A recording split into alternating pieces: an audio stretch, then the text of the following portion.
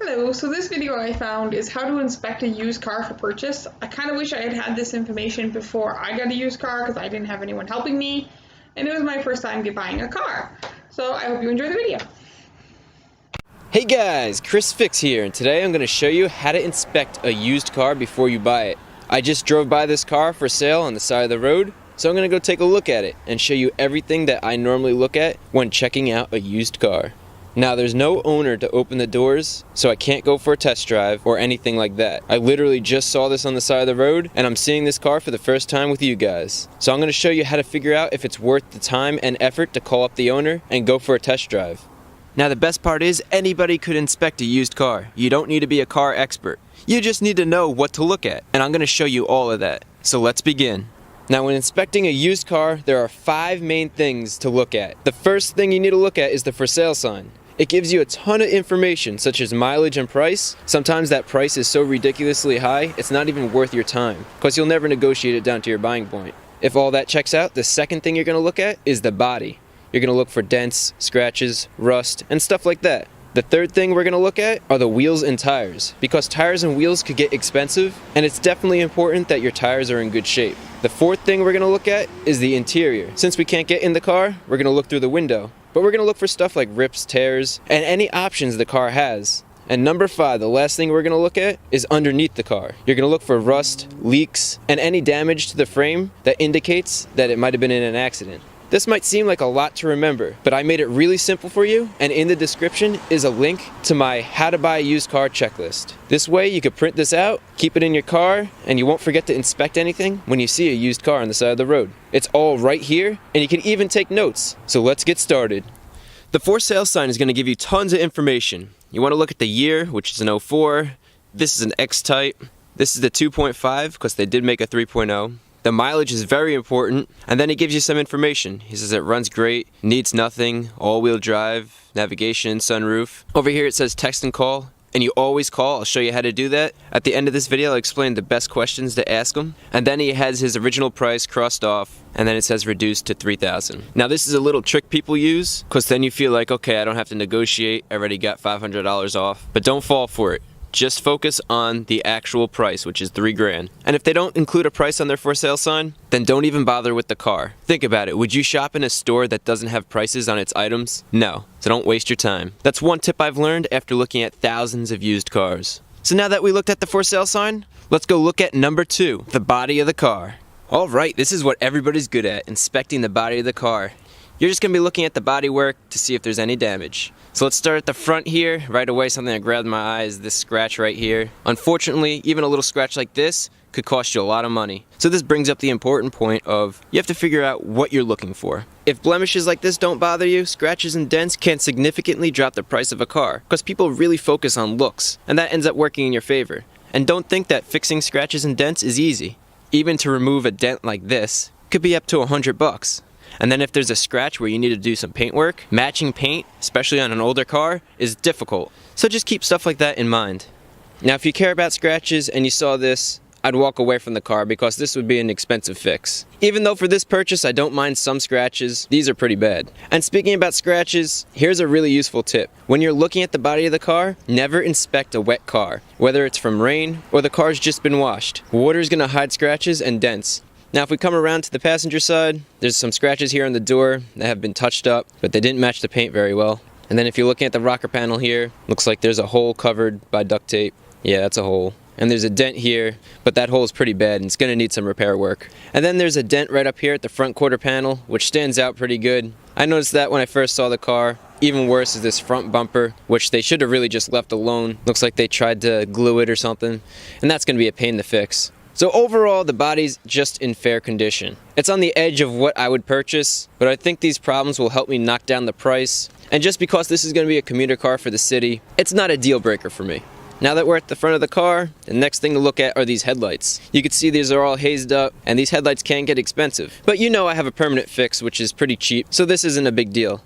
Now is also a good time to check out the glass. Look for any cracks or chips because glass could get expensive. On this Jag, it costs over $500 to replace the windshield. While you're inspecting the glass, be sure to look at different angles because sometimes chips are hard to see. And since we're looking at the glass, check the inspection sticker because that'll give you an idea if the car needs to get inspected soon. Also, if the inspection is not up to date, there could be a problem with the car or the car has been sitting for a while. You could also check out the brake rotors to see if the car has been sitting. On this car, you could see the rotors are shiny, which means it's been used recently. But if you see rusty rotors, that could indicate that the car's been sitting for a while. And I look for this because cars are designed to be driven. So if they sit for a long time, they could develop problems that might not pop up on a test drive. Now that's how you check out the body of the car. We did a great job covering everything. We have a good idea of the condition of the body of this car. So let's go look at the next thing, the wheels and tires. So we're going to see how much life the tires have left, but before that, let's make sure all 4 wheels and tires are the same and not damaged. So the first thing we want to do is make sure all the tires are the same. In the front we have BF Goodridge's. I checked the other side and it's the same. Now I checked the rear and both rear tires are the same, but they're a different brand from the front. Now this isn't the greatest setup, but as long as the tires are all the same size, and as long as the tires in the front match and the tires in the rear match, that's okay. What you don't want to see is a different tire on each corner. Next, make sure all your rims are the same. I had a friend who bought a car and there were 2 of the same rims on one side, but on the other side the rims were different, and he didn't even notice this until I pointed it out after he bought the car.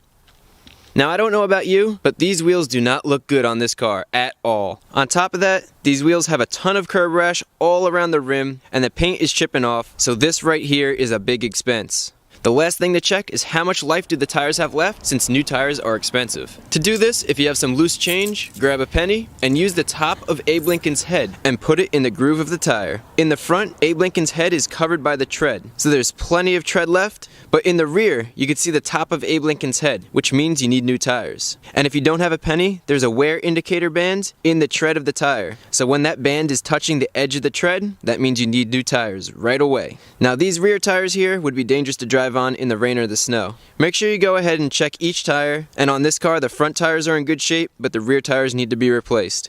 Tires are very important for safety and they could get expensive. Plus most people don't think about checking tires on a used car. Now that we're done looking at the wheels and tires, let's take a look at the interior. Since the owner isn't here to open the door for us, we're gonna have to look through the glass, but there will be plenty to look at, so let's take a look and see. So you're looking for anything that stands out. The first thing I look at is to see if the car is an automatic or a manual. This is an automatic, which is what I'm looking for. Then take a look at the seats and see if there are any rips or tears. These seats look like they're in great shape. Next, look at the steering wheel and see if it's worn out. And again, this looks like it's in good condition. Also, check out the headliner to see if it's sagging anywhere. And in this case, it looks good in the front and in the rear. And the rear seats and carpets look like they're in good shape as well, except I do see a cut along the middle of the seat. So that pretty much covers the interior. Now for the last thing we're going to look at, let's check under the car. I'm starting at the front of the car, and the subframe looks straight and it isn't rusted. Next, I'm looking for any leaks over by the engine, and there aren't any visible leaks, which is good. So now we'll go from the front of the car to the side, and we'll work our way around. These Jags are known to have problems with rusting right under the rocker panels, so let's see if there's any rust underneath. And looking over here, this looks surprisingly good. I actually checked out one Jaguar where I touched this and the metal broke off in my hand. So if you have an interest in a particular car, definitely do a little research so you know what to look for while you're inspecting the used car. Now the other thing is make sure you look at the frame and that looks straight and there's no rust on that either. Looking towards the center of the car, everything is rust free and it all looks really good. Now let's move to the rear. Under the rear, a good thing to look at is this spare tire carrier, because if the car was in a significant rear end collision, it's really hard for body shops to unbend this metal, so there will be obvious crumples or damage to this piece of metal if it was hit hard. Looking at the exhaust, it's rust free, which is great. The rear suspension looks really good. There's no rust, the shocks aren't leaking, I don't see any oil or grease anywhere. Where the differential is, I don't see any leaks. And looking at the other side, everything looks good there as well. So let's quickly check out the other side, and this side looks good with no rust, everything looks straight and solid, and the underside of this car was pretty good compared to the other cars I've been seeing.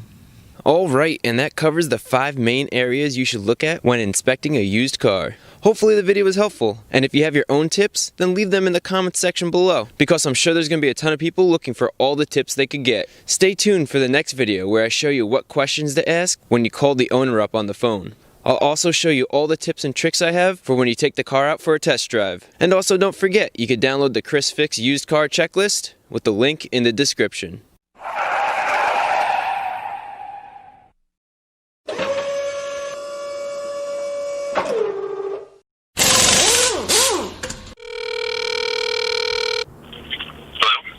Hey, how's it going? I'm calling about the Jaguar. I have a couple of questions. Alright, great. Could you tell me a little bit about the car? Like how many miles? Does everything work in it? Does it need anything? Yeah. It's a 2004 Jaguar X-Type.